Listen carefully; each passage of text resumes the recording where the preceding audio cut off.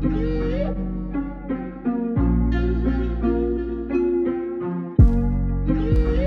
we'll actually sand this whole thing down.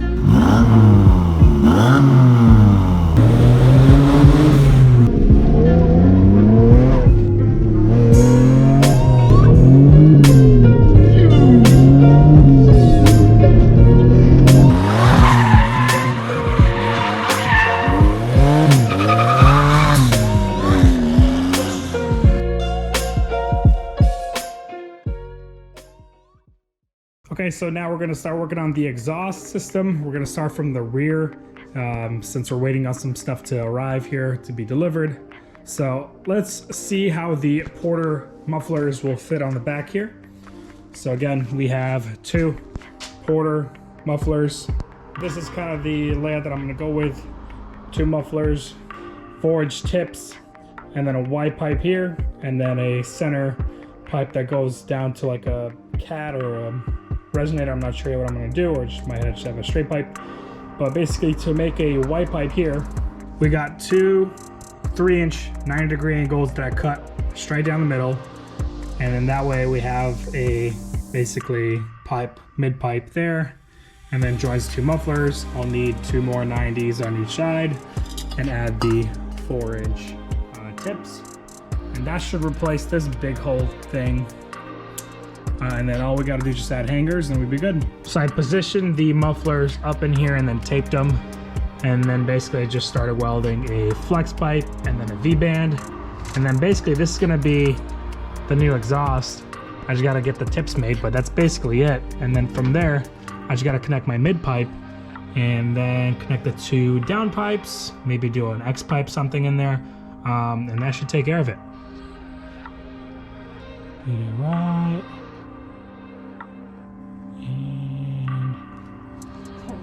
Damn.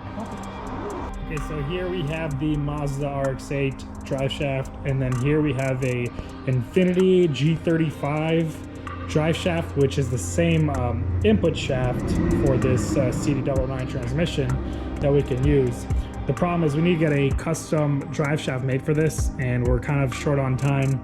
So we're going to use the carbon RX-8 drive shaft, and yes, this is carbon. And the reason why I went with the Infinity, because the Nissan also has a carbon drive shaft and I can't really cut it. So I opted for the Infinity because I have more, I guess, more drive shaft pieces I can cut from to extend the RX-8 one. And I think I need just basically this section here. I don't know exactly how much, but I think it's literally just going to be like this section here. So I'll just have to cut it from here and then cut this section right there, and then basically weld this input shaft to this axle. It's the same thickness here as this, which will work. It's steel.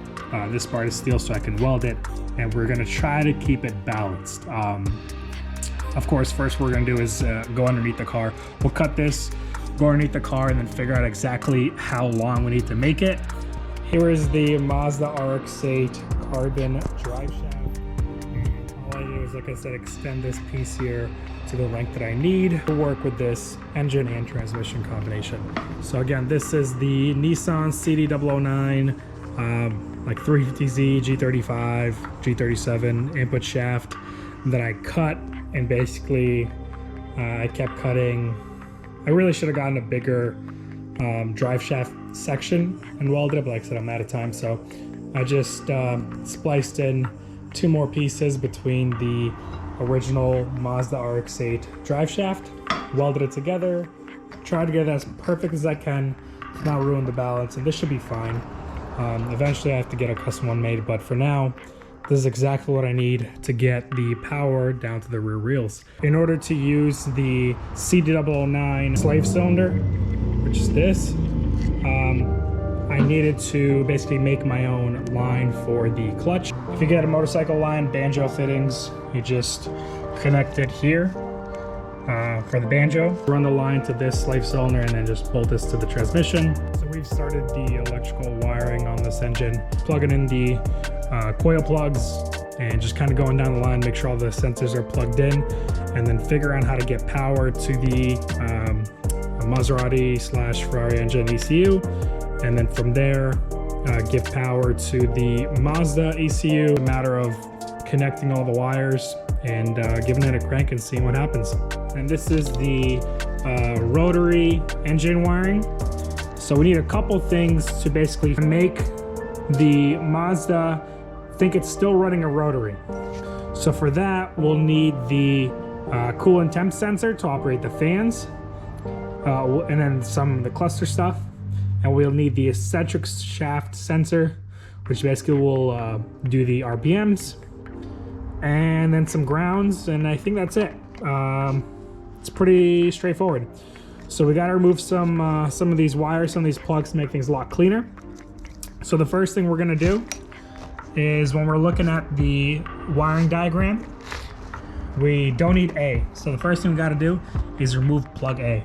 I already marked these, but basically looking at the diagram on the wiring side of things, so basically this way, just kind of match up the drawings to your plug.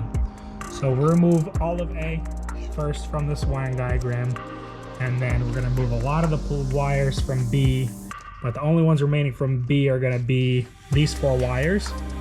So it's going to be 2K, 2X, and then 2U, and then 2R. So these 3 wires on the bottom, and then 1 up here. And then from the C wire, all we'll need is the 1U wire, which is a brown wire for the coolant temp sensor. So let's see, this is plug C, and it's all the way to the left, or all the way to the bottom, and then 1 to the right. So it's going to be that brown wire there. That's all we'll need from this plug, and then the rest we can remove. I'm going to do this cleanly. I'm going to give it a little bit of lead just in case I mess something up. I can go back and reintegrate things, but let's start removing these wires and condense this wiring down. Another very important part of getting your fuel system and your wiring to work, the RX-8 has a resistor for the fuel pump. It's supposed to be something fancy. I don't really know all the technical aspects of it. From what I found is that basically we'll need to cut this connector and then just loop it. So basically join these together. You can get rid of all this bracket and everything else, and then connect this clip back into the main power harness, so that way your fuel system works the way it should. So this is what it looks like after you're done connecting the 2 ends. And then we go to this plug here, and you're done. Once you strip out the engine harness for the rotary, you're going to be left with a big pile of wires right there. And this is all we really need. So this is connector, what I call B. I'm going to show you from the wiring side, but let's see, just to give you an idea. And again, the only wires that we need actually is going to be the 3rd and 4th one from the bottom here. It's going to be a yellow with a red wire, and then a yellow black wire. That's going to be for the eccentric shaft. And then the green wire with a white stripe, that's going to be for the coolant temp sensor, which comes right here. So I already plugged one end. And the brown is actually a ground. And the ground we'll actually have to get from the, let's see, from plug C. So from the only wire we need from this plug here, it's going to be the 2nd one from the bottom here, the brown one. And this is a ground wire that feeds other grounds, basically. So all I need to do is actually chop this and connect it to the brown wire here. So then we have a coolant temp sensor to run our fans. And then we have our eccentric shaft sensor to run the RPMs. And that kind of takes care of everything we need on the body. There's this gray and white big block plug that also goes to the engine harness. And for this, the only thing I could basically find that I may need, reverse light switch wire. So we'll need to use this if you want to reverse lights when you're backing up. And then this black one with a yellow stripe, is going to be the switched power wire, which we can connect to give switched power to the engine harness. Everything else, I'm not really sure what they're for, but as of now, I just kind of capped everything to make sure it doesn't create any issues. And same thing here, I'm not sure which wires will work and which wires won't work. So that's why I just kind of wrapped everything up in electrical tape in case that we have to go back and add extra wires. So the wiring for the RX-8 part is done. So now we're gonna go ahead and put this in the main harness, and then we'll take a look at the V8 harness to figure out how to give it power. So let's do that. So this plug originally was for the air pump that's on the RX-8 for emission purposes. So all it is just a red and black wire. Again, red power, black ground. So we can actually use this to power our V8 ECU. And all we have to do to this as well is give it a switched power. And then we should be pretty much ready to try to give it a start. See if the starter engages, if we get fuel pressure, that sort of thing, and go from there. Getting switched power to the V8 engine harness. So for that, we're gonna use a multimeter. We're gonna go to this little continuity tab basically, which is when these two things touch, it's gonna make a sound basically telling you it completes the loop. So this is super useful to find wires. So for instance, right now at the start of the harness here, there is a constant power and a switched power.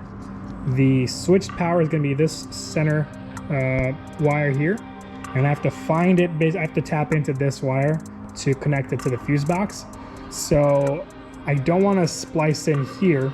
I'm going to track that wire down, and I came to these plugs here, and these look like some sort of power connectors of some sort. I haven't figured it out yet, but I did see that there is a red with a black line wire, and basically when I connect the two, and I'll try to do this with one hand, when I find the wire, it should make a sound.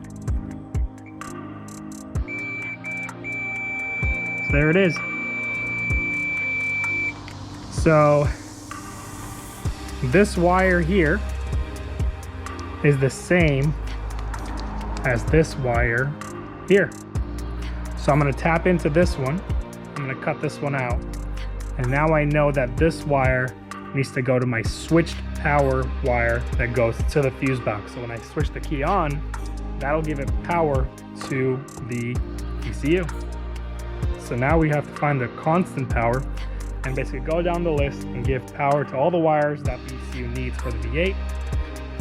And then once we do that, we can then basically try and see if it starts. When I look at the wiring diagram or the wiring pinout for the Maserati harness, I found 4 total power wires. We got an ECU power supply. I think that's 15 amp. That's key on. So that's number 21. We got number 23, power supply from main relay. Power supply from main relay, so number 3 and 23 are the same. And then number 53 is airflow meter power supply. I don't know if this ties into the main power supply or if it needs its own, wire. But I'm going to use the multimeter and we'll test it out. And then again, another power supply, 30 amp. And I think that's it for the power wires. So we got 1, 2, 3, 4, 5 wires that we need to give it power. And we'll see if whatever happens. But yeah, let's find the rest of these wires on this harness and then tap into them. Give it power supply from here. So power supply to 62, 53, 23, and 3. And then number 21 is we're gonna wire into the fuse box, and that's number 20 in the fuse box, which is a 15 amp fuse, which is exactly what this is right here, 15 amp. So let's do that now. This looks like a mess, but I connected everything. Battery's connected. Let's see if we have power. Okay, I smell fuel. We just got it wired up and I found a fuse that was missing on the ECU. Right now I'm just checking for the fuel lines, making sure there are no leaks. And I don't see any leaks here.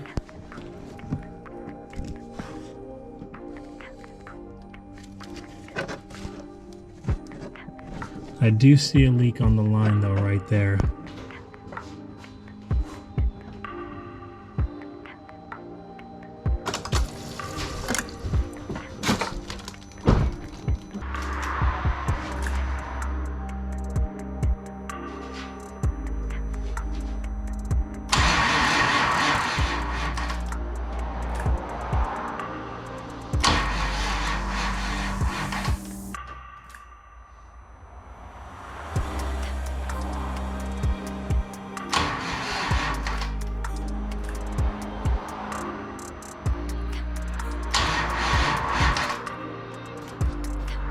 We got somewhere, which is important, but I guess we'll charge the batteries and try it again. See you guys.